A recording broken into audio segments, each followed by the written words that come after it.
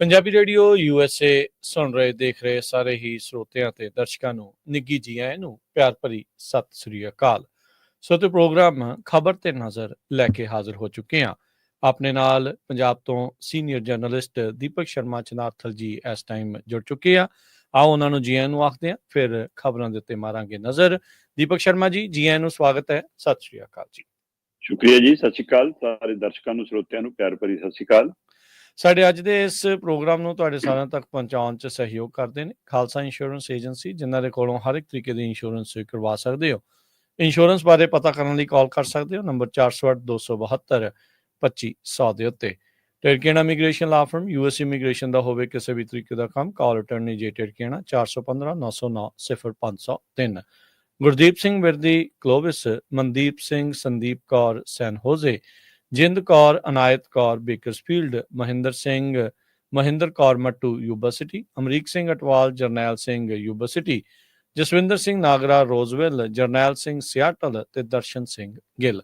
ਇਹਨਾਂ ਸਾਰਿਆਂ ਦਾ ਧੰਨਵਾਦ। ਜੇ ਤੁਸੀਂ ਵੀ ਇਸ ਪ੍ਰੋਗਰਾਮ ਨੂੰ ਸਪਾਂਸਰ ਕਰਨਾ ਚਾਹੁੰਦੇ ਹੋ, ਸਹਿਯੋਗ ਕਰਨਾ ਚਾਹੁੰਦੇ ਹੋ ਤਾਂ ਸੰਪਰਕ ਕਰ ਸਕਦੇ ਹੋ 408-722-7698 ਜਾਂ 408-272-5200 ਦੇ ਉੱਤੇ।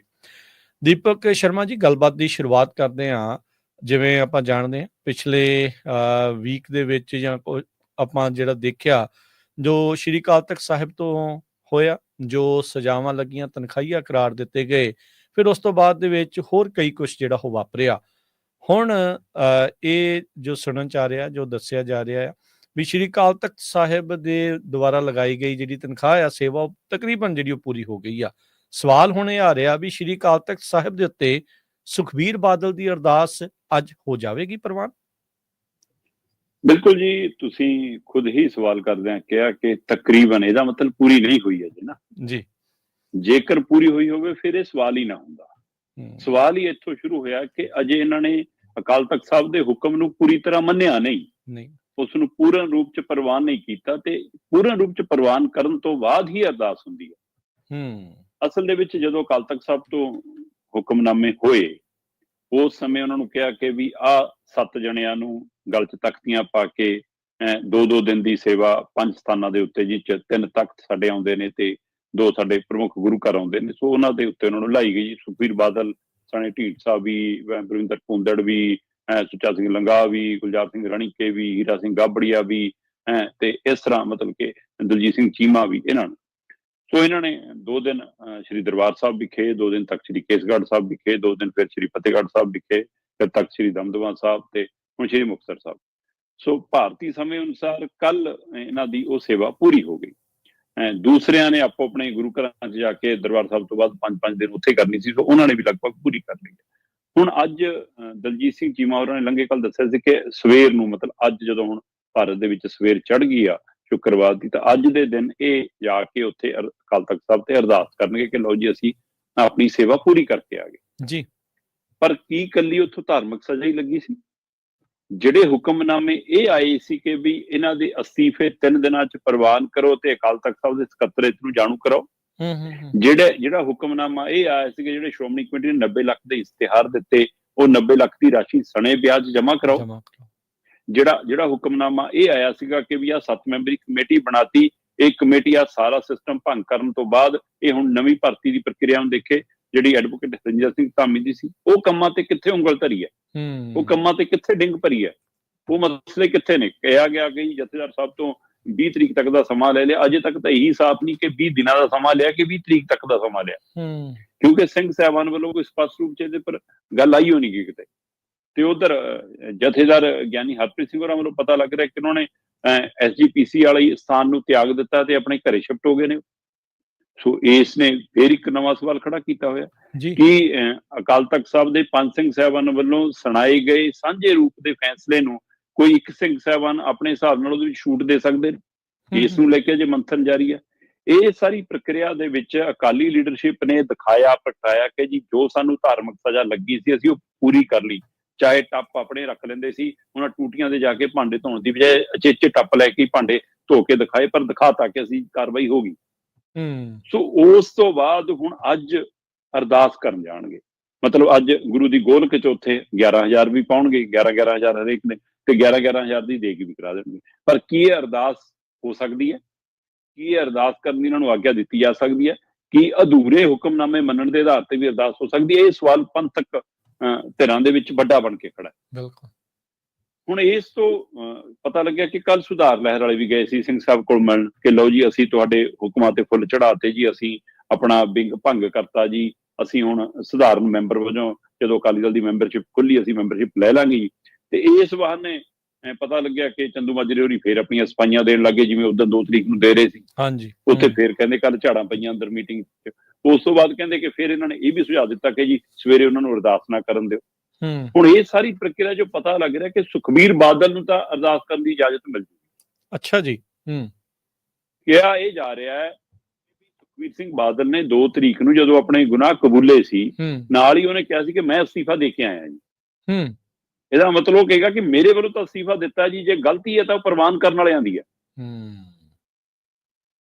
ਇਸ ਲਈ ਕਿ ਉਹ ਆਪਣੇ ਆਪ ਨੂੰ ਇਸ ਪ੍ਰਕਿਰਿਆ 'ਚ ਪੂਰਨ ਦੱਸਣਗੇ। ਹੋ ਸਕਦਾ ਕੱਲ ਨੂੰ ਜਿੰਨਾ ਹਿੱਸਾ ਉਹਨਾਂ ਦਾ ਬਣਦਾ ਹੋਵੇ 90 ਲੱਖ 'ਚ, ਉਹ ਵੀ ਉਹ ਕੱਲ ਨੂੰ ਲਿਫਾਫਾ ਨਾਲ ਲਿਆਉਣ, ਕਿਹਾ ਸ਼੍ਰੋਮਣੀ ਕਮੇਟੀ ਦੇ ਖਾਤਿਆਂ 'ਚ ਜਮ੍ਹਾਂ ਕਰ ਲਓ ਜੀ ਮੇਰੇ ਵੱਲੋਂ, ਹੈ ਨਾ, ਸਣੇ ਵਿਆਜ ਵਾਲਾ ਜੋ ਵੀ ਹੋਊਗਾ। ਪਰ ਉਹ ਪ੍ਰਕਿਰਿਆ ਅਜੇ ਆਈ ਨਹੀਂ ਕਿ ਕਿਹਦੇ ਹਿੱਸੇ ਕਿੰਨਾ ਕਿੰਨਾ ਆਇਆ। ਸੋ ਇਸ ਲਈ ਜਾਂ ਕੁੱਲ ਕਿੰਨੀ ਬਣਦੀ ਹੈ ਵਿਆਜ ਸਣੇ ਰਾਸ਼ੀ, ਉਹ ਅਜੇ ਜਨਤਕ ਨਹੀਂ ਹੋਈ, ਪਰ ਇਹ ਵੀ ਪ੍ਰਕਿਰਿਆ ਖੜੀ ਹੈ। ਸੋ ਇਸ ਲਈ ਸੁਖਬੀਰ ਬਾਦਲ ਹੋਰਾਂ ਦਾ ਕਹਿਣਾ ਕਿ ਮੇਰੇ ਹਿੱਸੇ ਦਾ ਜੋ ਕੰਮ ਆਇਆ ਸੀ ਮੈਂ ਧਾਰਮਿਕ ਤੌਰ ਤੇ ਵੀ ਆਪਣੀ ਸੇਵਾ ਪੂਰੀ ਕਰਤੀ ਹੈ, ਤੇ ਰਾਜਨੀਤਿਕ ਤੌਰ ਤੇ ਮੈਂ ਤਾਂ ਅਸਤੀਫਾ ਹੀ ਦੇਣਾ ਸੀ, ਬਾਕੀ ਕੰਮ ਤਾਂ ਜੀ ਹੁਣ ਵਰਕਿੰਗ ਕਮੇਟੀ ਨੇ ਕਰਨਾ, ਬਾਕੀ ਕੰਮ ਤਾਂ ਐਡਵੋਕੇਟ ਸਿੰਧ ਸਿੰਘ ਧਾਮੀ ਹੋਰਾਂ ਦੀ ਕਮੇਟੀ ਨੇ ਕਰਨਾ। ਜੋ ਕਮੇਟੀ ਮੀਟਿੰਗ ਨਹੀਂ ਬੁਲਾਉਂਦੀ ਜੀ ਮੇਰਾ ਕੀ ਕਸੂਰ ਹੈ ਜੀ? ਜੇ ਵਰਕਿੰਗ ਕਮੇਟੀ ਮੀਟਿੰਗ ਬੁਲਾ ਕੇ ਅਸਤੀਫੇ ਪ੍ਰਵਾਨ ਨਹੀਂ ਕਰਦੇ ਤਾਂ ਮੇਰਾ ਕੀ ਰੋਲ ਹੈ ਜੀ? ਮੈਂ ਤਾਂ ਪ੍ਰਧਾਨ ਤੋਂ ਅਸਤੀਫਾ ਦੇ ਚੁੱਕਿਆ। ਇਹ ਕਹਿ ਕੇ ਉਹ ਆਪਣੀ ਅਰਦਾਸ ਕਰਾ ਕੇ ਆਪ ਫਾਰਗ ਹੋਣਾ ਚਾਹੁੰਦੇ ਨੇ। ਪਰ ਇਹ ਚਿੱਟਾ ਕੰਧ ਤੇ ਲਿਖਿਆ ਪੜਿਆ ਜਾਂਦਾ ਕਿ ਵਰਕਿੰਗ ਕਮੇਟੀ ਆਪਣੀ ਮਰਜ਼ੀ ਨਾਲ ਚੱਲ ਰਹੀ ਹੈ, ਕਿ ਧਾਮੀ ਸਾਹਿਬ ਆਪ ਫੈਸਲੇ ਲੈ ਰਹੇ ਨੇ। ਇਹ ਚਲਦੀ ਸੇਵਾ ਦੇ ਦੌਰਾਨ ਇਹ ਛੂਟ ਲੈਣ ਲਈ ਜਥੇਦਾਰ ਸਾਹਿਬ ਕੋਲ ਜਾਇਆ ਗਿਆ ਕਿ ਜੀ ਸੇਵਾ ਕਰ ਰਹੇ ਹਾਂ ਜੀ, ਅਜੇ ਵਰਕਿੰਗ ਕਮੇਟੀ ਕਿਵੇਂ ਬੁਲਾ ਲਈਏ ਜੀ, ਅਜੇ ਤਾਂ ਸਮਾਂ ਨਹੀਂਗਾ ਜੀ, ਸਾਨੂੰ ਦਿਨ ਵਧਾ ਦਿਓ ਜੀ, 13 ਤਰੀਕ ਤੱਕ ਸਾਡੀ ਸੇਵਾ ਹੀ ਹੈ ਜੀ, ਉਹ ਤੋਂ ਬਾਅਦ ਅਸੀਂ ਫਿਰ ਅਸੀਂ ਸਾਨੂੰ 2-4 ਦਿਨ ਦਾ ਟਾਈਮ ਦਿਓ, ਅਸੀਂ ਕਾਨੂੰਨੀ ਪ੍ਰਕਿਰਿਆ ਜੀ ਆ ਜੀ, ਅਸੀਂ ਇਸ ਲਈ 20 ਤਰੀਕ ਤੱਕ ਜਾਂ 20 ਦਿਨ ਦਾ ਸਮਾਂ ਚਲੋ। ਪਰ ਇਸੇ ਚੱਲਦੀ ਸੇਵਾ ਦੇ ਦੌਰਾਨ ਤੁਸੀਂ ਕਾਰਜਕਾਰਨੀ ਦੀ ਮੀਟਿੰਗ, ਕੋਰ ਕਮੇਟੀ ਦੀ ਮੀਟਿੰਗ ਕੀਤੀ। ਫਿਰ ਕੋਰ ਕਮੇਟੀ ਦੀ ਮੀਟਿੰਗ ਕਰਨ ਨੂੰ ਟਾਈਮ ਕਿੱਥੋਂ ਮਿਲ ਗਿਆ? ਨਰਾਇਣ ਸਿੰਘ ਚੌੜਾ ਨੂੰ ਪੰਥ ਚੋਂ ਛੇਕਣ ਵਾਲੇ ਫੈਸਲੇ ਤੁਸੀਂ ਜਿਹੜੇ ਲੈ ਰਹੇ ਸੀ।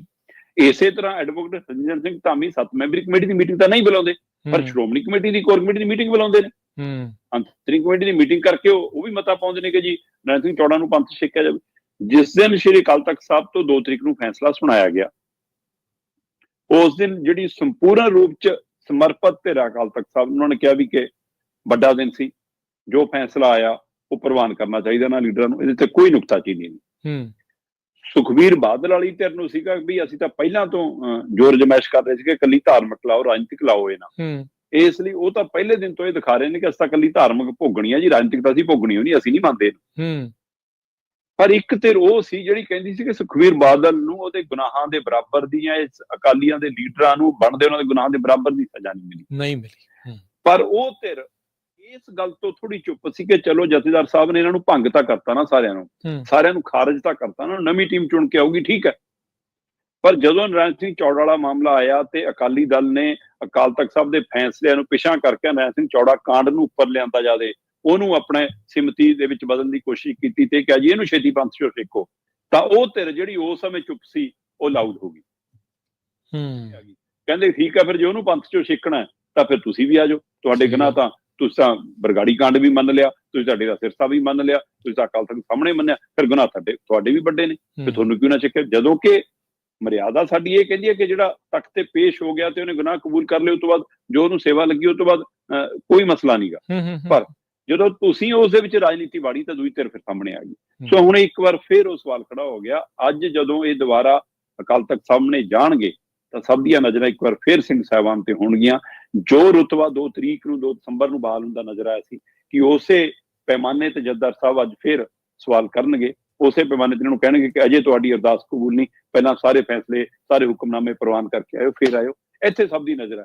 ਪਰ ਇਹ ਸਭ ਰੌਲੇ 'ਚ ਲੱਗ ਰਿਹਾ ਕਿ ਸੁਖਬੀਰ ਬਾਦਲ ਦੀ ਅਰਦਾਸ ਅੱਜ ਪ੍ਰਵਾਨ ਕਰ ਲਈ ਜਾਏਗੀ। ਉਹ ਕਚਹਿਰੀ ਕਰਦੀ ਹੈ ਕਿ ਨਹੀਂ ਕਰਦੀ, ਪਰ ਇੱਥੇ ਖੜਾ ਕੇ ਕਹਿੰਦੇ ਅੱਜ ਅਰਦਾਸ ਹੋ ਜਾਏਗੀ। ਜੀ, ਪ੍ਰਮਾਤਮਾ ਦੀ ਕਚਹਿਰੀ ਦੇ ਵਿੱਚ ਦੇਖਿਆ ਜਾਊਗਾ ਕਿ ਇਹ ਸਾਰੇ ਮਾਮਲੇ 'ਚ ਏਦਾਂ ਲੱਗਦਾ ਵੀ ਸੁਖਬੀਰ ਬਾਦਲ ਨੂੰ ਪਤਲੀ ਗਲੀ 'ਚੋਂ ਕੱਢਿਆ ਜਾ ਰਿਹਾ? ਨਹੀਂ, ਹੁਣ ਤਾਂ ਇਹ ਤਾਂ ਨਹੀਂ ਕਹਿ ਸਕਦੇ ਕਿ ਪਤਲੀ ਗਲੀ ਚੋਂ ਕੱਢਿਆ ਜਾ ਰਿਹਾ, ਪਰ ਇਹ ਜ਼ਰੂਰ ਹੈ ਕਿ ਉਹਦਾ ਰਾਜਨੀਤਿਕ ਦਬਦਬਾ ਜੋ ਹੈ ਉਹਨੂੰ ਬਚਾਉਣ ਦੀ ਕੋਸ਼ਿਸ਼ਾਂ ਫਿਰ ਹੋਣ ਲੱਗ ਪਈ। ਉਸੇ ਦੀ ਰਾਜਨੀਤਿਕ ਕੁਰਸੀ ਨੂੰ ਬਚਾਉਣ ਦੀ ਫਿਰ ਕੋਸ਼ਿਸ਼ਾਂ ਹੋਣ ਲੱਗੀਆਂ। ਮਤਲਬ ਇਹਦਾ ਮਤਲਬ ਅੱਜ ਅਰਦਾਸ ਤੋਂ ਬਾਅਦ ਤੁਰੰਤ ਸੁਖਬੀਰ ਬਾਦਲ ਫਿਰ ਪ੍ਰਧਾਨਗੀ ਦੇ ਰੋਲ 'ਚ ਆ ਜਾਊ। ਸਹੀ ਹੈ ਕਿ ਤੁਸੀਂ ਤਾਂ ਅਸਤੀਫਾ ਦਿੱਤਾ ਸੀ ਤੇ ਅਗਲਿਆਂ ਨੇ ਪ੍ਰਵਾਨ ਨਹੀਂ ਕੀਤਾ, ਤੁਸੀਂ ਕਾਰਜਕਾਰੀ ਪ੍ਰਧਾਨ ਲਾਇਆ, ਉਹ ਕਹੂਗਾ ਜੀ ਮੈਂ ਵਿਹਲਾ ਜੀ, ਹੁਣ ਤੁਸੀਂ ਬਣ ਜਾਓ ਫਿਰ। ਇਸ ਲਈ ਇਹ ਬਹੁਤ ਵੱਡੇ ਸਵਾਲ ਨੇ, ਜਦੋਂ ਕਿ ਹੂਬਹੂ ਹੁਕਮਨਾਮੇ ਮੰਨਣੇ ਜ਼ਰੂਰੀ ਸੀਗੇ ਜਿਨ੍ਹਾਂ ਤੇ ਉਹ ਪ੍ਰਵਾਨ ਨਹੀਂ ਚੜ ਰਹੇ। ਤੇ ਇਸ ਲਈ ਕੀ ਸਿੰਘ ਸਾਹਿਬਾਨਾਂ 'ਚ ਵੀ ਹੁਣ ਉਹ ਤਾਲਮੇਲ ਨਹੀਂ ਰਿਹਾ ਜਿਹੜਾ ਯਾਨੀ ਹਰਪ੍ਰੀਤ ਸਿੰਘ ਦੇ ਹਵਾਲੇ ਨਾਲ ਖਬਰ ਆ ਰਹੀ ਹੈ। ਸੋ ਇਹ ਇੱਕ ਫਿਕਰਮੰਦੀ ਵਾਲਾ ਪਹਿਲੂ ਅੱਜ ਮੈਨੂੰ ਲੱਗਦਾ ਪੰਥ ਦੇ ਲਈ ਇੱਕ ਵਾਰ ਫਿਰ ਵੱਡਾ ਦੇਣਾ। ਸੋ ਬਿਲਕੁਲ ਤਖਤ ਸਾਹਿਬਾਨ ਤੇ ਜੋ ਬੈਠੇ ਨੇ ਸਿੰਘ ਸਾਹਿਬਾਨ, ਉਹਨਾਂ ਦੇ ਲਈ, ਕਿਉਂਕਿ ਲੋਕਾਂ ਦੇ ਮਨਾਂ ਦੇ ਵਿੱਚ ਇਹ ਬਹੁਤ ਭਾਵਨਾ ਉੱਠੀ ਸੀ ਵੀ ਅਕਾਲ ਤਖਤ ਸਾਹਿਬ ਦੇ ਤੋਂ ਜੋ ਜਥੇਦਾਰ ਜਿਸ ਤਰੀਕੇ ਦੇ ਨਾਲ ਵਿਚਰਨੇ ਚਾਹੀਦੇ ਉਹ ਵਿਚਰ ਰਹੇ ਆ। ਅੱਜ ਇੱਕ ਵਾਰੀ ਫਿਰ ਲੋਕ ਉਸੇ ਹੀ ਐਨਕ ਦੇ ਨਾਲ ਦੇਖਣ ਦੀ ਜਿਹੜੀ ਉਹ ਕੋਸ਼ਿਸ਼ ਕਰਨਗੇ। ਅਗਲੀ ਗੱਲ ਆਪਾਂ ਕਰਦੇ ਹਾਂ ਜੋ ਸੰਘਰਸ਼ ਚੱਲ ਰਿਹਾ ਕਿਸਾਨਾਂ ਦਾ। ਡੱਲੇਵਾਲ ਸਾਹਿਬ ਹੁਣਾਂ ਨੇ ਕਹਿੰਦੇ ਆਪਣੇ ਖੂਨ ਦੇ ਨਾਲ ਅੰਗੂਠਾ ਲਾ ਕੇ ਮੋਦੀ ਨੂੰ ਲਿਖੀ ਆ ਚਿੱਠੀ। ਜਗਜੀਤ ਸਿੰਘ ਡੱਲੇਵਾਲ ਹੋਰਾਂ ਦਾ ਮਰਨ ਵਰਤ ਅੱਜ 18ਵੇਂ ਦਿਨ 'ਚ ਦਾਖਲ ਹੋ ਗਿਆ ਜੀ। 17 ਦਿਨ ਪੂਰੇ ਹੋ ਗਏ ਨੇ। ਜਦੋਂ ਅੱਜ ਅਸੀਂ ਸ਼ੁੱਕਰਵਾਰ ਦੀ ਸਵੇਰੇ ਗੱਲ ਕਰ ਰਹੇ ਹਾਂ ਤਾਂ ਉਸ ਸਮੇਂ ਉਹਨਾਂ ਦਾ 18ਵਾਂ ਦਿਨ ਸ਼ੁਰੂ ਹੋ ਗਿਆ। ਡਾਕਟਰਾਂ ਦੀ ਰਾਏ ਹੁੰਦੀ ਹੈ ਕਿ ਆਮ ਸਰੀਰ ਤੰਦਰੁਸਤ ਵਿਅਕਤੀ 12 ਦਿਨ ਆਰਾਮ ਨਾਲ ਚੱਲ ਜਾਂਦਾ ਹੈ, ਪਰ 13ਵੇਂ ਦਿਨ ਤੋਂ ਦਿੱਕਤਾਂ ਸ਼ੁਰੂ ਹੋ ਜਾਂਦੀਆਂ। ਪਰ ਜਿਸ ਤਰ੍ਹਾਂ ਕਿਸਾਨ ਆਗੂ ਨੇ ਜਗਜੀਤ ਸਿੰਘ ਡੱਲੇਵਾਲ, ਉਹਨਾਂ ਨੇ ਕਿੰਨੇ ਹੀ ਅੰਦੋਲਨ ਲੜੇ ਕੀਤੇ ਨੇ, ਪਹਿਲਾਂ ਵੀ ਇੱਕ ਵਾਰ ਮਰਨ ਵਰਤ ਰੱਖ ਕੇ ਤੋੜਿਆ, ਉਸ ਹਿਸਾਬ ਨਾਲ ਉਹਨਾਂ ਦੀ ਬਿਲ ਪਾਵਰ ਹੋ ਸਕਦਾ ਕਿ ਆਮ ਬੰਦੇ ਨਾਲੋਂ ਕਿਤੇ ਜ਼ਿਆਦਾ ਮਜ਼ਬੂਤ ਹੋਵੇ ਜੀ। ਉਹਨਾਂ ਦੀ ਬਿਲ ਪਾਵਰ, ਉਹਨਾਂ ਦੀ ਇਰਾਦਾ ਕਿਤੇ ਜ਼ਿਆਦਾ ਮਜ਼ਬੂਤ ਹੋਵੇ। ਪਰ ਸਰੀਰਕ ਅੰਗ ਇੱਕ ਉਮਰ ਤੋਂ ਬਾਅਦ ਉਹਨਾਂ ਸਾਥ ਨਹੀਂ ਦਿੰਦੇ ਤੁਹਾਡੀ ਬਿਲ ਪਾਵਰ ਦੇ ਹਾਣ ਦੇ। ਸੋ ਇਸ ਲਈ ਹੁਣ ਜਿਸ ਉਮਰ ਦੇ ਉਹ ਪੜਾਅ 'ਚ ਨੇ, ਉਸ ਉਮਰ ਦੇ ਪੜਾਅ ਦੇ ਹਵਾਲੇ ਨਾਲ ਡਾਕਟਰਾਂ ਦਾ ਮੰਨਣਾ ਹੈ ਕਿ ਉਹਨਾਂ ਦੇ ਅੰਗ ਕਿਸੇ ਵੀ ਸਮੇਂ ਜਵਾਬ ਦੇ ਸਕਦੇ ਨੇ। ਡਾਕਟਰ ਲਗਾਤਾਰ ਉਹਨੂੰ ਚੈੱਕ ਕਰ ਰਹੇ ਨੇ ਤੇ ਲਗਾਤਾਰ ਉਹਨਾਂ ਦੇ BP ਤੇ ਸ਼ੂਗਰ ਤੇ ਬਾਕੀ ਟੈਸਟਾਂ ਤੇ ਨਜ਼ਰ ਹੈ। ਕੱਲ ਪਤਾ ਲੱਗਿਆ ਚੱਕਰ ਖਾ ਕੇ ਉੱਡੀ ਗਏ ਨੇ ਤੇ ਡਾਕਟਰਾਂ ਨੇ ਸ਼ੰਕੇ ਪ੍ਰਗਟਾਏ ਨੇ ਕਿ ਕਿਡਨੀ ਕਿਸੇ ਵੀ ਸਮੇਂ ਫੇਲ ਹੋ ਸਕਦੀ ਹੈ, ਹਾਰਟ ਅਟੈਕ ਆਉਣ ਦਾ ਖਤਰਾ ਖੜਾ ਹੋ ਗਿਆ, ਲੀਵਰ 'ਚ ਦਿੱਕਤਾਂ ਵੱਧ ਸਕਦੀਆਂ। ਇਹ ਸਾਰੀ ਸਥਿਤੀ ਦੇ ਬਾਵਜੂਦ ਵੀ ਜਗਜੀਤ ਸਿੰਘ ਡੱਲੇਵਾਲ ਕਹਿੰਦੇ ਕਿ ਮੈਂ ਮਰਨ ਵਰਤ ਤੋੜਨਾ ਨਹੀਂ, ਜਦੋਂ ਕਿ ਕਈ ਧਿਰਾਂ ਨੇ ਉਹਨਾਂ ਤੱਕ ਪਹੁੰਚ ਅਪਰੋਚ ਕੀਤੀ ਹੈ ਕਿ ਵੀ ਜੇ ਜਿਉਂਦੇ ਰਹਾਂਗੇ ਤਾਂ ਲੜਾਂਗੇ, ਇਸ ਲਈ ਤੁਸੀਂ ਆਏ ਨਾ ਕਰੋ। ਕਈ ਧਿਰਾਂ ਨੇ ਇਸ ਵੱਲ ਨਾਲ ਹੀ ਪਹੁੰਚ ਅਪਰੋਚ ਕੀਤੀ ਹੈ ਵੀ ਸਿੱਖੀ ਸਿਧਾਂਤ 'ਚ ਕਿਤੇ ਵੀ ਅਜਿਹੇ ਵਰਤਾਂ ਦਾ, ਮਰਨ ਵਰਤ ਦਾ ਕੋਈ ਥਾਂ ਨਹੀਂ ਹੈ, ਆਪਾਂ ਨੂੰ ਇਸ ਤਰ੍ਹਾਂ ਨਹੀਂ ਕਰਨਾ ਚਾਹੀਦਾ। ਜੇ ਆਪਾਂ ਦੂਸਰੇ ਧਰਮਾਂ 'ਚ ਵੀ ਦੇਖੀਏ ਉੱਥੇ ਵਰਤ ਦਾ ਤਾਂ ਹੈ, ਮਰਨ ਵਰਤ ਦਾ ਨਹੀਂ ਹੈ ਕਿਤੇ। ਸੋ ਇਸ ਲਈ ਉਹ ਕਹਿੰਦੇ ਕਿ ਇਸ ਹਵਾਲੇ ਨਾਲ ਨਹੀਂ ਹੈ। ਕੁਝ ਧਿਰਾਂ ਨੇ ਮਤਲਬ ਸਾਡੇ ਗੁਰੂ ਸਾਹਿਬ ਦੇ ਇਤਿਹਾਸ ਤੋਂ ਲੈ ਕੇ ਗਦਰੀ ਬਾਬਿਆਂ ਦੇ ਇਤਿਹਾਸ ਦੇ ਹਵਾਲੇ ਨਾਲ ਵੀ ਉਹਨਾਂ ਨੂੰ ਅਪੀਲਾਂ ਦਲੀਲਾਂ ਕੀਤੀਆਂ ਕਿ ਨਹੀਂ ਵੀ ਹੈ ਨਾ, ਆਪਾਂ ਜਿਉਂਦੇ ਰਹਿ ਕੇ ਸੰਘਰਸ਼ ਕਰੀਏ। ਪਰ ਜਗਜੀਤ ਸਿੰਘ ਡੱਲੇਵਾਲ ਕਹਿੰਦੇ ਮੇਰਾ ਇਰਾਦਾ ਪੱਕਾ, ਮੈਂ ਕਿਸਾਨੀ ਮਸਲਿਆਂ ਲਈ ਬੈਠਾ ਤੇ ਜੇ ਜਾਨ ਜਾਂਦੀ ਹੈ ਜਾਵੇ, ਪਰ ਇਹਦੇ ਲਈ ਮੋਦੀ ਜ਼ਿੰਮੇਵਾਰ ਹੋਏ। ਸੋ ਉਹਨਾਂ ਨੇ ਫਿਰ ਕੱਲ ਭਾਰਤ ਦੇ ਪ੍ਰਧਾਨ ਮੰਤਰੀ ਨਰਿੰਦਰ ਮੋਦੀ ਨੂੰ 2011 ਤੋਂ ਹਾਮੀ ਭਰੀਆਂ ਮੰਗਾਂ ਤੋਂ ਲੈ ਕੇ ਹੁਣ ਤੱਕ ਦੀ ਸਥਿਤੀ ਵਾਲੀਆਂ ਮੰਗਾਂ ਦੇ ਹਵਾਲੇ ਨਾਲ ਚਿੱਠੀ ਲਿਖੀ ਤੇ ਉਹ ਚਿੱਠੀ 'ਚ ਲਿਖਿਆ ਕਿ ਇਹ ਮੇਰੀ ਪਹਿਲੀ ਔਰ ਆਖਰੀ ਚਿੱਠੀ ਹੈ ਪ੍ਰਧਾਨ ਮੰਤਰੀ ਜੀ ਤੁਹਾਨੂੰ। ਜੇ ਤਾਂ ਤੁਸੀਂ ਕਿਸਾਨੀ ਮੰਗਾਂ ਪ੍ਰਵਾਨ ਕਰਦੇ ਹੋ ਤਾਂ ਮੈਂ ਮਰਨ ਵਰਤ ਤੋੜਨ ਲਈ ਤਿਆਰ ਹਾਂ। ਜੇ ਤੁਸੀਂ ਉਹਨਾਂ ਤੇ ਹਾਮੀ ਨਹੀਂ ਭਰਦੇ, ਉਹਨਾਂ ਨੂੰ ਲਾਗੂ ਨਹੀਂ ਕਰਦੇ, ਉਹਨਾਂ ਨੂੰ ਸਹੀ ਤਰ੍ਹਾਂ ਲਾਗੂ ਨਹੀਂ ਕਰਾਂਗੇ ਤਾਂ ਫਿਰ ਮੇਰੀ ਕੁਰਬਾਨੀ ਮੈਂ ਕਰਨ ਲਈ ਤਿਆਰ ਹਾਂ ਤੇ ਜੇ ਮੇਰੀ ਮੌਤ ਹੁੰਦੀ ਹੈ ਉਹਦਾ ਜ਼ਿੰਮੇਵਾਰ ਤੁਸੀਂ ਹੋਵੋਗੇ। ਸੋ ਉਹਨਾਂ ਨੇ ਉਹ ਮੰਗਾਂ ਸਾਰੀਆਂ ਜਿਹੜੀਆਂ ਹੈਗੀਆਂ ਉਹ ਮੁੜ ਕੇ ਮੂਹਰੇ ਰੱਖੀਆਂ ਨੇ। ਉਹ 'ਚ ਚਾਹੇ MSP ਦਾ ਮਸਲਾ ਹੈ, ਚਾਹੇ ਸਵਾਮੀਨਾਥਨ ਰਿਪੋਰਟ ਦਾ ਮਸਲਾ ਹੈ, ਚਾਹੇ ਖੇਤ ਮਜ਼ਦੂਰ ਕਿਸਾਨ ਮਜ਼ਦੂਰਾਂ ਦੇ ਕਰਜ਼ੇ ਮਾਫ ਕਰਨ ਦਾ, ਪੈਨਸ਼ਨ ਦਾ ਮਸਲਾ ਹੈ, ਚਾਹੇ ਜ਼ਮੀਨ ਅਕਵਾਇਰ ਵਾਲੇ 2013 ਲਾਗੂ ਕਾਨੂੰਨ ਦੁਆਰਾ ਲਾਗੂ ਕਰਨ ਦੀ ਮੰਗ ਹੈ, ਚਾਹੇ ਲਖੀਮਪੁਰ ਖੀਰੀ ਕਾਂਡ ਵਾਲਾ ਮਸਲਾ ਹੈ, ਚਾਹੇ ਕਿਸਾਨ ਅੰਦੋਲਨ ਦੌਰਾਨ ਜਿਹੜੇ ਕਿਸਾਨ ਸ਼ਹੀਦ ਹੋਏ ਉਹਨਾਂ ਦੇ ਪਰਿਵਾਰਾਂ ਨੂੰ ਨੌਕਰੀਆਂ ਤੇ ਮੁਆਵਜ਼ਿਆਂ ਦਾ ਮਸਲਾ ਹੋਵੇ, ਚਾਹੇ ਮਤਲਬ ਕਿ ਜਿਹੜਾ ਮਨਰੇਗਾ ਦੇ ਤਹਿਤ ਸਾਲ ਦੇ ਵਿੱਚ 200 ਦਿਨ ਰੁਜ਼ਗਾਰ ਤੇ 700 ਰੁਪਇਆ ਪ੍ਰਤੀ ਦਿਨ ਦਿਹਾੜੀ ਦੀ ਮੰਗ ਹੋਵੇ, ਨਕਲੀ ਬੀਜ, ਨਕਲੀ ਦਵਾਈਆਂ, ਕੀੜੇ ਮਾਰ ਉਹਨਾਂ ਕੰਪਨੀਆਂ ਖਿਲਾਫ ਕਾਰਵਾਈ ਦੀ ਮੰਗ ਹੋਵੇ, ਫਿਰ ਇਹਦੇ ਨਾਲ ਹੀ ਮਿਰਚ, ਹਲਦੀ, ਹੋਰ ਮਸਾਲਿਆਂ ਲਈ ਰਾਸ਼ਟਰੀ ਆਯੋਗ ਗਠਨ ਕਰਨ ਦੀ ਗੱਲ ਹੋਵੇ ਤੇ ਸੰਵਿਧਾਨ ਦੀ 5 ਸੂਚੀ ਨੂੰ ਲਾਗੂ ਕਰਕੇ ਆਦੀਵਾਸੀਆਂ ਦੀ ਜ਼ਮੀਨ ਨੂੰ ਲੁੱਟ ਨੂੰ ਬੰਦ ਕਰਨ ਦੀ ਮੰਗ ਹੋਵੇ। ਸੋ ਇਹ ਸਾਰੀਆਂ ਮੰਗਾਂ ਨੂੰ ਲੈ ਕੇ ਉਹਨਾਂ ਨੇ ਇੱਕ ਵਾਰ ਫਿਰ ਪ੍ਰਧਾਨ ਮੰਤਰੀ ਨੂੰ ਚਿੱਠੀ ਲਿਖਦੇ ਆ। ਉਹਦੇ ਉੱਤੇ ਦਸਤਖਤ ਕਹਿ ਲਈਏ, ਆਪਣਾ ਅੰਗੂਠਾ ਕਹਿ ਲਈਏ, ਆਪਣੀ ਹਾਜ਼ਰੀ ਕਹਿ ਲਈਏ, ਆਪਣੀ ਮੌਜੂਦਗੀ ਕਹਿ ਲਈਏ, ਉਹਨਾਂ ਨੇ ਆਪਣੇ ਲਹੂ ਨਾਲ ਲਾਈ ਆ। ਸੋ ਹੁਣ ਇਹਦੇ ਬਾਵਜੂਦ ਵੀ ਜੇ ਕਿਉਂਕਿ ਲਗਾਤਾਰ ਆਪਾਂ ਦੇਖ ਰਹੇ ਹਾਂ ਕਿ 10 ਮਹੀਨੇ ਹੋ ਗਏ ਇਸ ਅੰਦੋਲਨ ਨੂੰ ਚੱਲਦਿਆਂ, ਤੇ ਬਾਕੀ ਜਥੇਬੰਦੀਆਂ ਤੇ ਵੀ ਸਭ ਦੀ ਨਜ਼ਰ ਹੈ ਕਿ ਜੇ ਉਹ ਠੀਕ ਹੈ ਅੰਦੋਲਨ 'ਚ ਤੁਸੀਂ ਇਹਦੇ ਨਾਲ ਸਹਿਮਤ ਨਹੀਂ ਹੈਗੇ ਤਾਂ ਪਰ ਇਸ ਮਰਨ ਵਰਤ ਨੂੰ ਤੁੜਾਉਣ ਦੇ ਲਈ ਜਾਂ ਜਗਜੀਤ ਸਿੰਘ ਡੱਲੇਵਾਲ ਦੀ ਜਾਨ ਬਚਾਉਣ ਦੇ ਲਈ ਤਾਂ ਜਥੇਬੰਦੀਆਂ ਆ ਸਕਦੀਆਂ। ਅੱਜ ਟਕੈਤ ਹੋਰੀ ਸ਼ਾਇਦ ਪਹੁੰਚ ਰਹੇ ਨੇ, ਉਮੀਦ ਕੀਤੀ ਇਹਦੇ ਬਾਕੀ ਜਥੇਬੰਦੀਆਂ ਵੀ ਕਿਸੇ ਰੂਪ 'ਚ ਹੁਣ ਨਾਲ ਆਉਣ ਇਸ ਪਹਿਲੂ ਤੇ ਹੈ। ਪਰ ਕੇਂਦਰ ਦੀ ਬੇਰੁਖੀ, ਹਰਿਆਣੇ ਦੀ ਧੱਕੇਸ਼ਾਹੀ ਤੇ ਪੰਜਾਬ ਸਰਕਾਰ ਦੀਆਂ ਮੀਚੀਆਂ ਅੱਖਾਂ ਦਾ ਇਹ ਨਤੀਜਾ ਹੈ ਕਿ ਕਿਸਾਨਾਂ ਦੀ ਕਿਤੇ ਵੀ ਸੁਣਵਾਈ ਨਹੀਂ ਹੈ। ਜੀ ਬਿਲਕੁਲ। ਜਿੱਦਾਂ ਤੁਸੀਂ ਕਿਹਾ ਵੀ ਮੋਦੀ ਹੋਣੀ ਸੁਣ ਤਾਂ ਪਤਾ ਨਹੀਂ ਸੁਣਦੇ ਆ ਜਾਂ ਦੇਖ ਕੇ ਅੱਖੋਂ ਪਰੋਖੇ ਜਿਹੜਾ ਆ ਉਹ ਕਰ ਦਿੰਦੇ ਆ। ਇਹ ਚੀਜ਼ ਤਾਂ ਆਪਾਂ ਉਹਨਾਂ ਦਾ ਜਿਹੜਾ ਵਤੀਰਾ ਪਹਿਲਾਂ ਵੀ ਦੇਖਿਆ ਸੀ ਜਦੋਂ ਦਿੱਲੀ ਦੀਆਂ ਬਰੂਹਾਂ ਤੇ ਵੀ ਪਹੁੰਚੇ ਸੀਗੇ ਸਾਲ ਤੋਂ ਭਰ ਜਿਹੜੇ ਬੈਠੇ ਰਹਿਣ ਤੋਂ ਬਾਅਦ 'ਚ ਵੀ। ਸੋ ਇਹਦੇ ਵਿੱਚ ਵੀ ਬਹੁਤ ਕੁਛ ਮੈਨੂੰ ਲੱਗਦਾ ਦੀਪਕ ਜੀ ਆਉਣ ਵਾਲੇ ਦਿਨਾਂ 'ਚ ਕਈ ਚੀਜ਼ਾਂ ਜਿਹੜੀਆਂ ਉਹ ਖੁੱਲਣੀਆਂ ਹੈ, ਕਈ ਕੁਛ ਜਿਹੜਾ ਇਸ ਦੇ ਵਿੱਚ ਹੋਰ ਚੀਜ਼ ਸਾਹਮਣੇ ਆਉਣਗੀ। ਅਗਲੀ ਗੱਲ ਕਰਦੇ ਹਾਂ ਨਗਰ ਨਿਗਮ ਚੋਣਾਂ ਨੂੰ ਜਿਹੜਾ ਉਹ ਲੈ ਕੇ। ਨਿਗਮ ਦੀਆਂ ਚੋਣਾਂ ਨੇ, ਸਰਕਾਰੀ ਡੰਡਾ ਵੀ ਆ ਤੇ ਕਹਿੰਦੇ ਕੁੱਤਾ ਵੀ ਆ ਗਿਆ ਕਾਗਜ਼ ਦਾਖਲ ਕਰ। ਬਿਲਕੁਲ ਜੀ। ਕੱਲ ਪੰਜਾਬ ਦੇ ਵਿੱਚ ਨਗਰ ਨਿਗਮ ਚੋਣਾਂ ਲਈ ਨਾਮਜ਼ਦਗੀਆਂ ਭਰਨ ਦਾ ਆਖਰੀ ਦਿਨ ਸੀ ਜੀ, ਤੇ ਜਿੱਥੋਂ ਆਪੋ ਆਪਣੀਆਂ ਪਾਰਟੀਆਂ ਵੱਲੋਂ ਆਪੋ ਆਪੇ ਥਾਪੇ ਉਮੀਦਵਾਰ ਜੱਦੋਜਹਿਦ ਕਰ ਰਹੇ ਸੀ ਕਾਗਜ਼ ਦਾਖਲ ਕਰਨ ਦੇ ਲਈ, ਉਹਨਾਂ ਦੇ ਵਿੱਚ ਇੱਕ ਕੁੱਤਾ ਵੀ ਕਾਗਜ਼ ਦਾਖਲ ਕਰਨਾ ਹੈ। ਚਲੋ ਪਹਿਲਾਂ ਤਾਂ ਆਪਾਂ ਜੇਕਰ ਗੱਲ ਕਰੀਏ ਤਾਂ ਪੰਜਾਬ ਦੇ ਵਿੱਚ ਨਗਰ ਨਿਗਮ ਚੋਣਾਂ ਦੇ ਆਖਰੀ ਦਿਨ ਨਾਮਜ਼ਦਗੀਆਂ ਭਰਨ ਲੱਗਿਆਂ ਪਟਿਆਲਾ, ਲੁਧਿਆਣਾ, ਜਲੰਧਰ, ਫਗਵਾੜਾ, ਅੰਮ੍ਰਿਤਸਰ ਸਭ ਥਾਈਂ ਕਾਟੋ ਕਲੇਸ਼ ਨਜ਼ਰ ਆਇਆ। ਪੁਲਿਸ ਨੇ ਡੰਡਾ ਵੀ ਭਰਾਇਆ, ਗੇਟ ਵੀ ਬੰਦ ਕੀਤੇ, ਲੜਾਈ ਝਗੜੇ ਵੀ ਹੋਏ। ਖਾਸ ਕਰਕੇ ਸੱਤਾਧਾਰੀ ਧਿਰ ਨਾਲ ਹੀ ਸਾਰੀਆਂ ਧਿਰਾਂ ਉਲਝਦੀਆਂ ਨਜ਼ਰ ਆਈਆਂ। ਅਕਾਲੀਆਂ ਨੇ ਵੀ ਕਾਗਜ਼ ਦਾਖਲ ਕੀਤੇ ਹੈ। ਉਹ 'ਚ ਕਾਂਗਰਸ ਤੇ ਭਾਜਪਾ ਦੇ ਨੁਮਾਇੰਦੇ ਖੁੱਲ੍ਹ ਕੇ ਆਮ ਆਦਮੀ ਪਾਰਟੀ ਦੀ ਸਰਕਾਰ ਦੇ ਖਿਲਾਫ ਜਾਂ ਆਮ ਆਦਮੀ ਪਾਰਟੀ ਦੇ ਲੀਡਰਾਂ ਦੇ ਖਿਲਾਫ ਧੜੋ ਧੜੀ ਹੁੰਦੇ ਨਜ਼ਰ ਆਏ। ਕੀ ਰਵਨੀਤ ਬਿੱਟੂ ਤੇ ਕੀ ਕੈਪਟਨ ਅਮਰਿੰਦਰ ਦੀ ਧੀ ਤੇ ਕੀ ਕਾਂਗਰਸੀ ਲੀਡਰ, ਸਾਰੇ ਕਿਤੇ ਕਾਟੋ ਕਲੇਸ਼ ਪਿਆ।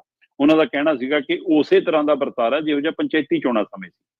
ਪਟਿਆਲੇ 'ਚ ਬੀਜੇਪੀ ਨੇ ਦੋਸ਼ ਲਾਇਆ ਕਿ ਸਾਡਾ ਤਾਂ ਇੱਕ ਉਮੀਦਵਾਰ ਹੀ ਅਗਵਾ ਕਰ ਲਿਆ।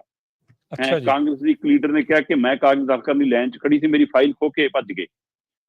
ਪੁਲਿਸ ਨੇ ਆ ਕੇ ਰਾਹ ਰੋਕਤਾ, ਅੰਦਰ ਜਾਣ ਹੀ ਨਹੀਂ ਦੇ ਰਹੇ ਸਾਨੂੰ। ਆਖਰੀ ਦਿਨ ਸੀ ਕੱਲ ਨਾਮਜ਼ਦਗੀਆਂ ਦਾ ਤੇ ਕਈ ਥਾਵਾਂ ਤੇ ਪੁਲਿਸ ਨੂੰ ਧੱਕੇਸ਼ਾਹੀ ਕਰਨੀ ਪਈ, ਵਧੀਕੀ ਕਰਨੀ ਪਈ, ਸਰਕਾਰੀ ਹੁਕਮਾਂ ਤੇ ਫੁੱਲ ਚੜਾਉਣੇ ਪਏ ਤੇ ਸਰਕਾਰ ਕਹਿੰਦੀ ਨਹੀਂ ਜੀ ਇੱਥੇ ਤਾਂ ਅੰਦਰ ਸਿਰਫ ਜਾਂ ਉਮੀਦਵਾਰ ਜਾ ਸਕਦਾ ਜਾਂ ਨਾਲ ਇਕੱਲਾ ਜਾ ਸਕਦਾ, ਸਾਰਾ ਕੁਝ ਠੀਕ ਚੱਲਦਾ ਜੀ, ਇਹ ਤਾਂ ਜਾਣ ਕੇ ਸਾਨੂੰ ਬਦਨਾਮ ਕਰਦੇ ਨੇ। ਸੋ ਬਿਲਕੁਲ ਜੇਕਰ ਨਾਮਜ਼ਦਗੀਆਂ ਭਰਨ ਲੱਗੇ, ਇਹ ਸੱਤਾ ਦਾ ਨਸ਼ਾ, ਇਹ ਡੰਡੇ ਦੀ ਕਾਰਵਾਈ, ਇਹ ਅਫਸਰਸ਼ਾਹੀ ਨੂੰ ਆਪਣੇ ਹੱਕ 'ਚ ਭੁਗਤਾਉਣ ਦੀ ਪ੍ਰਕਿਰਿਆ, ਤਾਂ ਤੁਸੀਂ ਅੰਦਾਜ਼ਾ ਲਾ ਲਓ ਕਿ ਵੋਟਾਂ ਪੈਣ ਵਾਲੇ ਦਿਨ 21 ਦਸੰਬਰ ਨੂੰ ਕੀ ਹੋਏਗਾ ਤੇ ਗਿਣਤੀ ਤੱਕ ਜਾਂਦੇ ਜਾਂਦੇ ਸਥਿਤੀ ਕੀ ਹੋਏਗੀ।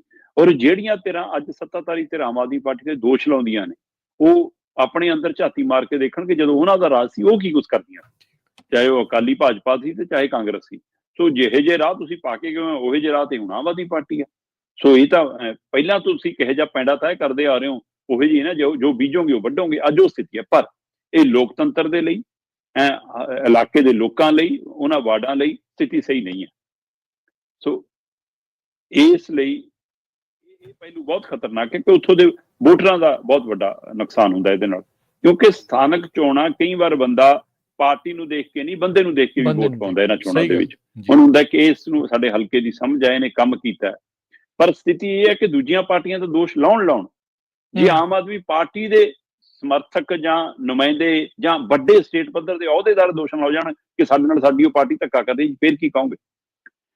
ਜਿਮਨੀ ਚੋਣਾਂ 'ਚ ਜਿਸ ਤਰ੍ਹਾਂ ਮਤਲਬ ਕਿ ਬਰਨਾਲੇ ਤੋਂ ਇਹਨਾਂ ਬਾਠ ਨੇ ਝੰਡਾ ਕੱਢਿਆ ਕਿ ਹੱਕਦਾਰ ਮੈਂ ਸੀ, ਬਰਕਤ ਦੇ ਨਾਲ ਮੈਨੂੰ ਟਿਕਟ ਨਹੀਂ ਮਿਲੀ, ਤੇ ਉੱਥੇ ਫਿਰ ਨਤੀਜੇ ਕੀ ਆਏ ਸਭ ਨੇ ਦੇਖੇ। ਹੁਣ ਇਸੇ ਤਰ੍ਹਾਂ ਦਾ ਝੰਡਾ ਆਮ ਆਦਮੀ ਪਾਰਟੀ ਦੇ ਇੱਕ ਲੀਡਰ ਨੇ ਗੱਡਤਾ ਅੰਮ੍ਰਿਤਸਰ ਦੇ ਵਿੱਚ। ਅੰਮ੍ਰਿਤਸਰ ਦੇ ਵਿੱਚ ਐਸਸੀ ਵਿੰਗ ਦਾ ਸਟੇਟ ਸੈਕਟਰੀ ਹੈ ਜੀ ਰੋਹਿਤ ਕੁਮਾਰ ਜੀ। ਰੋਹਿਤ ਕੁਮਾਰ ਕਹਿੰਦਾ ਜੀ ਮੈਂ 2019 ਤੋਂ ਪਾਰਟੀ ਨਾਲ ਜੁੜਿਆ ਤੇ ਮੈਂ ਇਹਨਾਂ ਲਈ ਆਪਣੀ ਜੇਬ ਚੋਂ ਲੱਖਾਂ ਰੁਪਏ ਦਿੱਲੀ ਤੋਂ ਲੈ ਕੇ ਗੁਜਰਾਤ ਤੱਕ ਖਰਚੇ ਆ ਤੇ ਮੇਰੇ ਨਾਲ ਇਹਨਾਂ ਦਾ ਵਾਅਦਾ ਸੀ ਕਿ ਟਿਕਟ ਤੈਨੂੰ ਦੇਵਾਂਗੇ ਐਮਸੀ ਦੀ ਅੰਮ੍ਰਿਤਸਰ ਦੇ ਵਾਰਡ ਤੋਂ। ਕਹਿੰਦਾ ਮੇਰੇ ਵਾਰਡ ਤੋਂ ਟਿਕਟ ਮੈਨੂੰ ਦੇਣ ਦੀ ਬਜਾਏ ਜਿਹਨੂੰ ਟਿਕਟ ਦਿੱਤੀ ਆ ਉਹ ਇਹਨਾਂ ਦਾ ਸਟੇਟ ਸੈਕਟਰੀ ਦੋਸ਼ ਲਾ ਰਿਹਾ।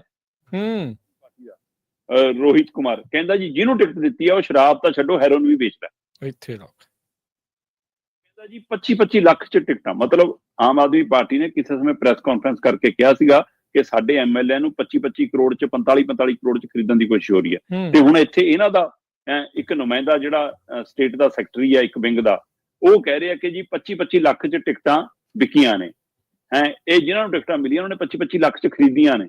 ਤੇ ਕਹਿੰਦਾ ਜੀ ਜਿਹਨੂੰ ਟਿਕਟ ਮਿਲੀ ਆ ਮੇਰੇ ਵਾਰਡ ਨੰਬਰ 85 ਤੋਂ, ਕਹਿੰਦਾ ਜੀ ਉਹ ਪਹਿਲਾਂ ਕਾਂਗਰਸ ਦੇ ਸਾਬਕਾ MLA ਇੰਦਰਵੀਰ ਸਿੰਘ ਬੁਲਾਰੀਆ ਦਾ ਖਾਸ ਸੀ, ਤੇ ਅੱਜ ਕੱਲ੍ਹ ਕਹਿੰਦਾ ਆਮ ਆਦਮੀ ਪਾਰਟੀ ਦੇ MLA ਤੇ ਸਾਬਕਾ ਮੰਤਰੀ ਇੰਦਰਵੀਰ ਸਿੰਘ ਨਿੱਜਰ ਦਾ ਖਾਸ ਹੈ। ਸੋ ਸਿੱਧੇ ਦੋਸ਼ ਉਹਨੇ ਆਮ ਆਦਮੀ ਪਾਰਟੀ ਤੇ ਆਪਣੀ ਧਿਰ ਤੇ ਮੜੇ ਨੇ। ਔਰ ਇਹ ਸਭ ਦੇ ਦਰਮਿਆਨ ਇਹ ਕਾਟੋ ਕਲੇਸ਼ ਇਕੱਲੀ ਆਮ ਆਦਮੀ ਪਾਰਟੀ 'ਚ ਨਹੀਂ ਗਾ, ਕਾਂਗਰਸ 'ਚ ਵੀ ਹੈ। ਕਾਂਗਰਸ ਦੀ ਇੱਕ ਬੀਬੀ ਕਹਿੰਦੀ ਕਿ ਵੀ ਦਾਅਵੇਦਾਰ ਮੈਂ ਸੀ, ਕੰਮ ਮੈਂ ਕਰਦੀ ਰਹੀ, ਪ੍ਰਚਾਰ ਮੈਂ ਕਰਦੀ ਰਹੀ, ਹਲਕੇ 'ਚ ਥਾਂ ਮੈਂ ਬਣਾਈ, ਤੇ ਕਹਿੰਦੀ ਜੀ ਟਿਕਟ ਕਿਸੇ ਹੋਰ ਨੂੰ ਦਿੱਤੀ, ਇਸ ਲਈ ਮੇਰਾ ਤਾਂ ਇਹ ਰੋਸਾ, ਮੈਂ ਤਾਂ ਕੁੱਤੇ ਤੋਂ ਕਾਗਜ਼ ਦਾਖਲ ਕਰਾਉਂਗਾ। ਤੇ ਬੀਬੀ ਆਪਣਾ ਕੁੱਤਾ ਨਾਲ ਲੈ ਕੇ SDM ਦੇ ਦਫ਼ਤਰ ਪਹੁੰਚ ਗਈ। ਤੇ ਜੀ ਉੱਥੇ ਮੀਡੀਆ ਵਾਲਿਆਂ ਨੇ ਪੁੱਛਿਆ, ਮੀਡੀਆ ਵਾਲਿਆਂ ਨੂੰ ਕਹਿੰਦੀ ਮੈਨੂੰ ਪਤਾ ਕਿ ਕੁੱਤੇ ਦੇ ਕਾਗਜ਼ ਦਾਖਲ ਨਹੀਂ ਹੁੰਦੇ, ਪਰ ਕਹਿੰਦੀ ਮੈਂ ਤਾਂ SDM ਸਾਹਿਬ ਨੂੰ ਸਪੈਸ਼ਲ ਬੇਨਤੀ ਕਰਨਾ ਹੀ ਆ ਵੀ ਕੁੱਤੇ ਤੋਂ ਵੱਧ ਵਫਾਦਾਰ ਕੌਣ ਹੋ ਸਕਦਾ। ਕਹਿੰਦੀ ਇਸ ਲਈ ਹਲਕੇ ਦੇ ਲੋਕਾਂ ਲਈ ਸਭ ਤੋਂ ਵੱਧ ਮੈਨੂੰ ਲੱਗਦਾ ਉਹਦੀ ਚਪੇੜ ਸੀ ਸਾਰੇ ਸਿਸਟਮ ਦੇ ਖਿਲਾਫ। ਇਹ ਬੀਬੀ ਹੈ ਜੀ ਮਹਿਕ ਰਾਜਪੂਤ।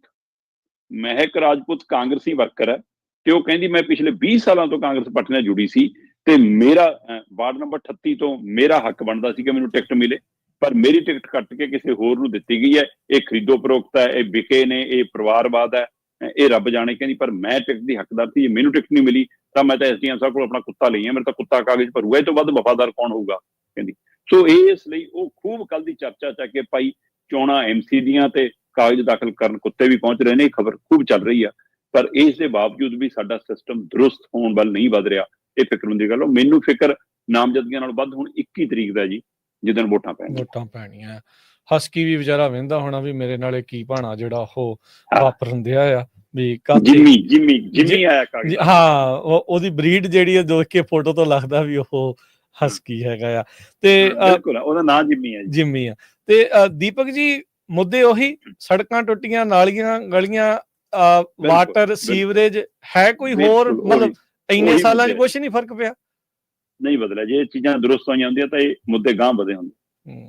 ਜੀ ਇਹ ਵੀ ਕਿਤੇ ਨਾ ਕਿਤੇ ਇਸ ਸਿਸਟਮ ਦੀ ਉਹੀ ਗੱਲ ਆ ਵੀ ਕੀ ਕੁਛ ਜਿਹੜਾ ਉੱਥੇ ਚੱਲ ਰਿਹਾ ਆ। ਅਗਲੀ ਗੱਲ ਕਰ ਲਈਏ, ਭਾਜਪਾ ਨੇ, ਮੋਦੀ ਹੁਣਾਂ ਨੇ ਕਈ ਵਾਰ ਇਸ਼ਾਰੇ ਕੀਤੇ ਆ ਇਸ ਐਂਗਲ ਤੋਂ, ਇਸ ਪਾਸੇ ਵੱਲ ਨੂੰ, ਇੱਕ ਦੇਸ਼ ਇੱਕ ਚੋਣ।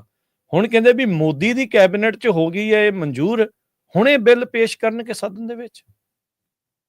ਬਿਲਕੁਲ ਜੀ, ਅਸੀਂ ਪਿਛਲੇ ਕੁਝ ਦਿਨਾਂ ਤੋਂ ਇਸ ਤੇ ਚਰਚਾ ਕਰਦੇ ਆਏ ਹਾਂ ਆਪਣੇ ਇਸੇ ਪ੍ਰੋਗਰਾਮ ਦੇ ਦੌਰਾਨ। ਦਰਸ਼ਕ ਸਰੋਤਿਆਂ ਨੂੰ ਯਾਦ ਹੋਵੇਗਾ ਕਿ 2-3 ਦਿਨ ਪਹਿਲਾਂ ਹੀ ਇਸ ਤੇ ਆਪਾਂ ਗੱਲ ਕਰ ਸੀ ਕਿ ਬਈ ਮੋਦੀ ਸਰਕਾਰ ਨੇ ਫੈਸਲਾ ਕਰ ਲਿਆ ਕਿ ਚੱਲਦੇ ਸਰਦਰੁੱਤ ਸੈਸ਼ਨ ਦੇ ਦੌਰਾਨ ਹੀ ਅਸੀਂ ਇੱਕ ਦੇਸ਼ ਚੋਣ ਵਾਲਾ ਬਿੱਲ ਲਿਆਵਾਂਗੇ ਤੇ ਇਹਨੂੰ ਗਾਂਹ ਤੋਰਾਂਗੇ।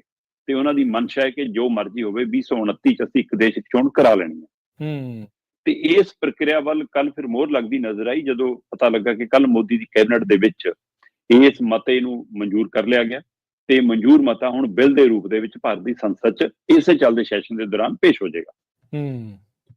ਇੱਕ ਦੇਸ਼ ਇੱਕ ਚੋਣ ਇਹਨਾਂ ਦਾ ਇੱਕ ਪ੍ਰਮੁੱਖ ਏਜੰਡਾ ਸੀਗਾ। ਉਸ ਏਜੰਡੇ ਦੇ ਤਹਿਤ ਇੱਕ ਕਮੇਟੀ ਬਣੀ। ਕਮੇਟੀ ਦੀ ਅਗਵਾਈ ਰਾਮਨਾਥ ਕੋਵਿੰਦ ਜਿਹੜੇ ਸਾਬਕਾ ਰਾਸ਼ਟਰਪਤੀ ਰਹੇ ਨੇ ਉਹ ਕਰ ਰਹੇ ਸੀ। ਉਹਨਾਂ ਦੀ ਅਗਵਾਈ ਵਾਲੀ ਕਮੇਟੀ ਨੇ ਆਪਣੀ ਰਿਪੋਰਟ ਤਿਆਰ ਕਰਕੇ ਦਿੱਤੀ। ਉਸ ਰਿਪੋਰਟ ਨੂੰ ਮੋਦੀ ਕੈਬਨਿਟ ਨੇ ਸਤੰਬਰ 6 ਮਨਜ਼ੂਰੀ ਦੇ ਦਿੱਤੀ ਜੀ। ਤੇ ਰਿਪੋਰਟ ਨੂੰ ਮਨਜ਼ੂਰੀ ਦੇਣ ਤੋਂ ਬਾਅਦ ਫਿਰ ਉਸ ਪ੍ਰਕਿਰਿਆ ਵੱਲੋਂ ਵੱਧ ਗਿਆ ਕਿ ਹੁਣ ਇਹ ਖਰੜੇ ਦੇ ਰੂਪ ਤੋਂ ਮਤੇ 'ਚ ਆਵੇ, ਮਤੇ ਤੋਂ ਬਿੱਲ ਦੇ ਰੂਪ 'ਚ ਆਵੇ। ਸੋ ਹੁਣ ਉਹ ਮਤਾ ਮਨਜ਼ੂਰ ਹੋ ਗਿਆ, ਇਹਦਾ ਮਤਲਬ ਉਹਨੂੰ ਬਿੱਲ ਕਿਸੇ ਵੀ ਸਮੇਂ ਸੰਸਦ 'ਚ ਪੇਸ਼ ਹੋ ਸਕਦਾ ਹੈ। ਤੇ ਸੰਸਦ 'ਚ ਪੇਸ਼ ਹੋਣ ਤੋਂ ਬਾਅਦ ਉਹ ਸਥਾਈ ਕਮੇਟੀ ਕੋਲ ਜਾਏਗਾ। ਸਥਾਈ ਕਮੇਟੀ ਤੋਂ ਬਾਅਦ ਫਿਰ ਉਹ ਰਾਜਨੀਤਿਕ ਪਾਰਟੀਆਂ ਕੋਲ ਚਰਚਾ ਲਈ ਆਏਗਾ। ਇਹ ਤੋਂ ਪਹਿਲਾਂ ਇਹ ਵੀ ਸੀਗਾ ਕਿ ਇਹ ਸੂਬਿਆਂ ਨਾਲ ਜੁੜਿਆ ਮਸਲਾ ਕਿ ਬਈ ਜੇ ਲੋਕ ਸਭਾ ਦੀਆਂ ਚੋਣਾਂ, ਵਿਧਾਨ ਸਭਾ ਚੋਣਾਂ ਇਕੱਠੀਆਂ ਹੋਣੀਆਂ ਨੇ ਜਾਂ ਪੰਚਾਇਤੀ ਤੇ ਨਗਰ ਨਿਗਮ ਚੋਣਾਂ ਇਕੱਠੀਆਂ ਹੋਣੀਆਂ ਨੇ ਤਾਂ ਇਹ ਫਿਰ ਸੂਬਿਆਂ ਦਾ ਵੀ ਮਸਲਾ ਹੈ। ਹੁਣ ਪਤਾ ਲੱਗ ਰਿਹਾ ਕਿ ਇਹਦੇ ਵਿੱਚ ਇੱਕ ਨੁਕਤਾ ਇਹ ਵੀ ਹੈ ਕਿ ਜੇਕਰ ਲੋਕ ਸਭਾ ਚੋਣਾਂ ਤੇ ਵਿਧਾਨ ਸਭਾ ਚੋਣਾਂ ਇਕੱਠੀਆਂ ਹੋਣੀਆਂ ਨੇ ਫਿਰ ਸੂਬਿਆਂ ਨੂੰ ਪੁੱਛਣ ਦੀ ਵੀ ਲੋੜ ਨਹੀਂ। ਤੇ ਜੇ ਸਥਾਨਕ ਚੋਣਾਂ ਵੀ ਨਾਲ ਹੋਣੀਆਂ ਨੇ, ਕਿਉਂਕਿ ਇਹ ਪ੍ਰਕਿਰਿਆ 'ਚ ਹੈ ਕਿ 100 ਦਿਨਾਂ 'ਚ ਚਾਰੇ ਚੋਣਾਂ ਕਰਾ ਲਓ। ਠੀਕ ਹੈ, ਵਿਧਾਨ ਸਭਾ ਤੇ ਲੋਕ ਸਭਾ ਇੱਕੋ ਗੇੜ 'ਚ ਕਰਾ ਲਓ, ਨਗਰ ਨਿਗਮ ਤੇ ਪੰਚਾਇਤੀ ਚੋਣਾਂ ਪੂਰੇ ਮੁਲਕ 'ਚ ਇੱਕੋ ਦਿਨ 'ਚ ਕਰਾ ਲਓ। ਸਾਰੀ ਪ੍ਰਕਿਰਿਆ 100 ਦਿਨ 'ਚ ਨਿਬੇੜ ਲਓ। ਸੋ ਜੇ ਇਕੱਠੇ ਰੂਪ 'ਚ ਆਉਂਦਾ ਫਿਰ ਕਹਿੰਦੇ ਹੋ ਸਕਦਾ ਜੀ ਕਿ ਤੁਹਾਨੂੰ 50% ਸੂਬਿਆਂ ਤੋਂ ਮਨਜ਼ੂਰੀ ਲੈਣੀ ਪਵੇ। ਜੇ ਇਕੱਠੇ ਰੂਪ 'ਚ ਨਹੀਂ ਹੁੰਦਾ, ਨਗਰ ਨਿਗਮ ਤੇ ਪੰਚਾਇਤੀ ਅੱਡ ਨੇ ਤੇ ਮਤਲਬ ਕਿ ਲੋਕ ਸਭਾ ਤੇ ਵਿਧਾਨ ਸਭਾ ਇਕੱਠੀਆਂ ਨੇ, ਉਹ ਇਕੱਠੀਆਂ ਨੇ, ਤਾਂ ਫਿਰ ਕਹਿੰਦੇ ਕਿ ਤੁਹਾਨੂੰ ਸੂਬਿਆਂ ਨੂੰ ਪੁੱਛਣ ਦੀ ਲੋੜ ਨਹੀਂ। ਅਸੀਂ ਪਹਿਲਾਂ ਹੀ ਇਸ ਗੱਲ ਤੇ ਗੱਲ ਕਰ ਰਹੇ ਹਾਂ ਕਿ ਜਦੋਂ ਲੋਕ ਸਭਾ ਚੋਣਾਂ ਦੇ ਨਾਲ ਵਿਧਾਨ ਸਭਾ ਚੋਣਾਂ ਹੋਣਗੀਆਂ ਤਾਂ ਫਿਰ ਸੂਬਈ ਮਸਲੇ ਦਬ ਕੇ ਰਹਿ ਜਾਣਗੇ। ਸੂਬਿਆਂ ਦੇ ਮੁੱਦਿਆਂ ਦੀ ਕਿਤੇ ਗੱਲੇ ਨਹੀਂ ਹੋਏਗੀ। ਪੂਰੇ ਕੇਂਦਰੀਕਰਨ ਹੋ ਜਾਏਗਾ, ਰਾਸ਼ਟਰੀ ਪਾਰਟੀਆਂ ਦਾ ਹੀ ਦਬਦਬਾ ਹੋ ਜਾਏਗਾ ਔਰ ਮੁਲਕ ਦਾ ਕੇਂਦਰੀਕਰਨ ਹੋ ਜਾਏਗਾ। ਤੇ ਹੁਣ ਇਹਨਾਂ ਦੀ ਉਹ ਮਨਸ਼ਾ ਇਸ ਖਰੜੇ ਦੇ ਰੂਪ 'ਚ, ਇਸ ਬਿੱਲ ਦੇ ਰੂਪ 'ਚ ਸਪਸ਼ਟ ਹੋ ਗਈ, ਜਿਹਦੇ ਵਿੱਚ ਇਹ ਮੱਦ ਸ਼ਾਮਲ ਹੈ ਕਿ ਵੀ ਸਾਨੂੰ ਤਾਂ ਸੂਬਿਆਂ ਨੂੰ ਇਸ ਨੂੰ ਲਾਗੂ ਕਰਨ ਦੀ ਵੀ ਪੁੱਛਣ ਦੀ ਲੋੜ ਨਹੀਂ। ਜਿਹੜੇ ਇਸ ਨੂੰ ਕਾਨੂੰਨ ਬਣਾਉਣ ਲੱਗਿਆ ਨਹੀਂ ਸੂਬਿਆਂ ਨੂੰ ਪੁੱਛ ਰਹੇ, ਕਾਨੂੰਨ ਬਣਾਉਣ ਤੋਂ ਬਾਅਦ ਸੂਬਿਆਂ ਨੂੰ ਕੌਣ ਪੁੱਛੂ? ਸੋ ਕੀ ਸੂਬਿਆਂ ਤੋਂ ਸਿਰਫ ਪੈਸਾ ਹੀ ਇਕੱਠਾ ਕਰਨਾ? ਜਦੋਂ ਕਿ ਭਾਰਤ ਉਹਨਾਂ ਮੁਲਕਾਂ ਵਰਗਾ ਮੁਲਕ ਨਹੀਂ ਹੈ, ਸੂਬਾ ਆਧਾਰਿਤ ਮੁਲਕ ਹੈ। ਹਰ ਸੂਬੇ ਦੀ ਆਪਣੀ ਹੋਂਦ, ਆਪਣਾ ਪਹਿਚਾਣ, ਆਪਣਾ ਸੱਭਿਆਚਾਰ, ਆਪਣੀ ਬੋਲੀ, ਆਪਣਾ ਪਹਿਰਾਵਾ, ਆਪਣਾ ਰਹਿਣ ਸਹਿਣ, ਆਪਣਾ ਖਾਣ ਪੀਣ, ਆਪਣਾ ਮੌਸਮ, ਆਪਣੇ ਮਸਲੇ ਹੈ।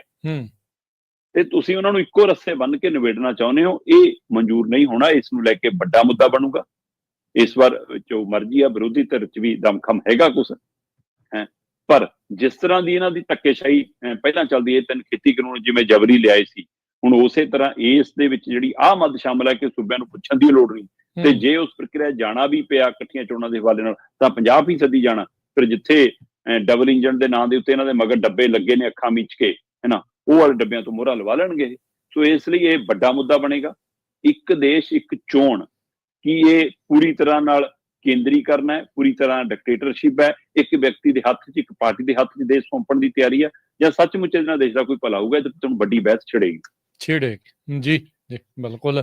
ਜਿਹਦਾ ਖੇਤੀ ਕਾਨੂੰਨ ਜਿੱਦਾਂ ਰੌਲੇ ਰੱਪੇ 'ਚ ਪਾਸ ਕਰਾਇਆ ਸੀ, ਪਾਸ ਤਾਂ ਇਹ ਵੀ ਜਿਹੜਾ ਕਰਾਉਣ ਨੂੰ ਪਤਾ ਨਹੀਂ ਹੈ ਵੀ ਕਰਾ ਹੀ ਜਾਣਗੇ। ਅਗਲੀ ਗੱਲ ਕਰ ਲਈਏ ਦੀਪਕ ਸ਼ਰਮਾ ਜੀ। ਕੇਜਰੀਵਾਲ ਨੇ ਕਿਹਾ ਬੀਬੀਆਂ ਨੂੰ 1000 ਰੁਪਈਆ ਅੱਜ ਤੋਂ ਹੀ। ਬਿਲਕੁਲ ਜੀ, ਇਹ 1000 ਰੁਪਏ ਵਾਲਾ ਮਸਲਾ ਬਹੁਤ ਚੱਲਦਾ। ਸਹੀ ਗੱਲ। ਪੰਜਾਬ ਦੇ ਵਿੱਚ ਸਰਕਾਰ ਬਣਨ ਤੋਂ ਪਹਿਲਾਂ ਉਹਨਾਂ ਨੇ ਦਾਅਵਾ ਵਾਅਦਾ ਕੀਤਾ ਸੀ ਕਿ ਪੰਜਾਬ 'ਚ ਹਰ ਬੀਬੀ ਨੂੰ ਜਿਹੜੀ 18 ਸਾਲ ਤੋਂ ਉੱਪਰ, ਉਹਨੂੰ 1000 ਰੁਪਇਆ ਦੇਵਾਂਗੇ। ਫਿਰ ਉਹਦੇ ਜੋੜ ਘਟਾਅ ਕਰਦੇ ਰਹੇ ਕਿ ਜਿਹਨਾਂ ਨੂੰ ਪੈਨਸ਼ਨ ਮਿਲਦੀ ਉਹਨੂੰ ਨਾ ਦਈਏ, ਜਿਹਨੂੰ ਨੌਕਰੀ ਲੱਗੀ ਉਹਨੂੰ ਨਾ ਦਈਏ, ਜਿਹੜੀ ਟੈਕਸ ਭਰਦੀ ਉਹਨੂੰ ਨਾ ਦਈਏ। ਅਜੇ ਤੱਕ ਪਰ ਉਹਦੇ ਕੋਈ ਸਪਸ਼ਟ ਰੂਪ ਸਾਹਮਣੇ ਨਹੀਂ ਆਇਆ ਤੇ ਬੀਬੀਆਂ ਇੰਤਜ਼ਾਰ ਕਰਦਿਆਂ 3 ਸਾਲ ਹੋ ਗਏ। ਪਰ ਹੁਣ ਦਿੱਲੀ 'ਚ ਚੋਣਾਂ ਨੇ, ਤੇ ਦਿੱਲੀ ਚੋਣਾਂ ਤੋਂ ਪਹਿਲਾਂ ਕੇਜਰੀਵਾਲ ਜੀ ਨੇ ਦਿੱਲੀ ਦੀਆਂ ਬੀਬੀਆਂ ਨੂੰ ਕਿਹਾ ਕਿ ਅੱਜ ਤੋਂ ਹੀ 1000 ਰੁਪਇਆ ਚੱਕੋ। 18 ਸਾਲ ਤੋਂ ਉੱਪਰ ਵਾਲੀ ਹਰ ਬੀਬੀ ਨੂੰ ਅੱਜ ਤੋਂ ਹੀ 1000 ਰੁਪਇਆ ਸ਼ੁਰੂ ਹੈ, ਰਜਿਸਟ੍ਰੇਸ਼ਨ ਕਰਾਓ ਤੇ 1000 ਰੁਪਇਆ ਲਓ। ਤੇ ਨਾਲ ਹੀ ਇਹ ਕਹਿੰਦਾ ਕਿ ਜਿੱਦਾਂ ਹੀ ਸਾਡੀ ਸਰਕਾਰ ਦੁਬਾਰਾ ਬਣ ਗਈ ਅਸੀਂ 2100 ਕਰ ਦੇਣਾ ਹੈ ਉਦਣ। ਇੱਥੇ ਰੱਖ ਮਤਲਬ ਵੋਟ ਪੱਕੀ ਕਰਨੀ ਹੈ, 1000 ਨਾਲ ਖਰੀਦਣੀ ਹੈ ਤੇ 2100 ਰੁਪਏ ਦਾ ਲੋਲੀਪੌਪ ਨਾਲ ਦਿਖਾਉਣਾ।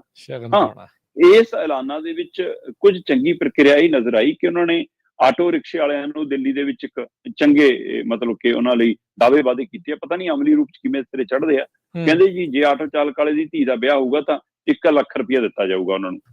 ਜੇ ਹੋਲੀ ਦੀਵਾਲੀ ਜਦੋਂ ਹੋਇਆ ਕਰੂਗੀ ਤਾਂ ਉਹਨਾਂ ਨੂੰ ਵਰਦੀ ਸਮਾਉਣ ਦੇ ਲਈ 2.5-2.5 ਰੁਪਇਆ ਸਾਲ 'ਚ 2 ਵਾਰ ਦਿਆਂਗੇ, ਹੈਨਾ। ਤੇ 10 ਲੱਖ ਤੱਕ ਦਾ ਉਹਨਾਂ ਦਾ ਲਾਈਫ ਇੰਸ਼ੋਰੈਂਸ ਹੋਊਗਾ, 5 ਲੱਖ ਤੱਕ ਦਾ ਉਹਨਾਂ ਦਾ ਐਕਸੀਡੈਂਟ ਇੰਸ਼ੋਰੈਂਸ ਹੋਊਗਾ। ਤੇ ਆਟੋ ਚਾਲਕ ਵਾਲੇ ਜਵਾਕਾਂ ਦੇ ਲਈ ਮਤਲਬ ਕਿ ਕਹਿੰਦੇ ਜੀ ਅਸੀਂ ਪੜ੍ਹਾਈ ਜਾਂ ਉਹਨਾਂ ਦੀ ਕੋਚਿੰਗ ਮੁਫਤ ਕਰਾਂਗੇ।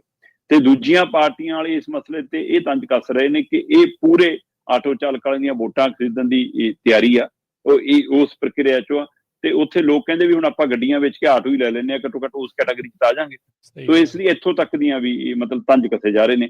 ਪਰ ਜਿਹੜੇ ਇਹ ਕਹਿੰਦੇ ਨੇ ਕਿ ਆਮ ਆਦਮੀ ਪਾਰਟੀ ਰਿਓੜੀਆਂ ਵੰਡ ਕੇ ਵੋਟਾਂ ਖਰੀਦੀ ਆ, ਭਾਜਪਾ ਇਹ ਅਕਸਰ ਇਹ ਸਵਾਲ ਖੜੇ ਕਰਦੀ ਆ, ਹੈਨਾ।